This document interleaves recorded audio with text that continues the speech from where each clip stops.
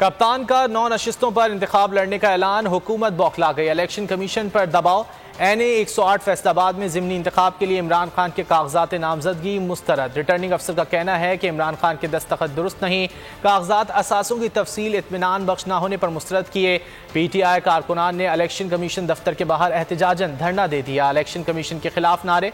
फारूक हबीब कहते हैं 9 हल्कों में इमरान खान के कागजात जमा कराए, 8 से मंजूर हो गए। फैसलाबाद से कागजात मुस्तरद करने को फौरी चैलेंज करेंगे।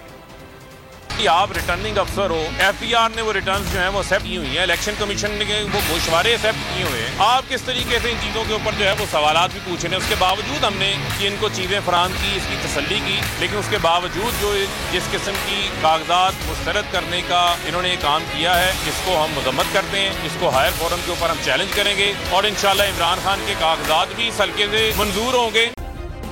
सब्सक्राइब करें और बेल दबाएं ताकि कोई खबर रह न जाए।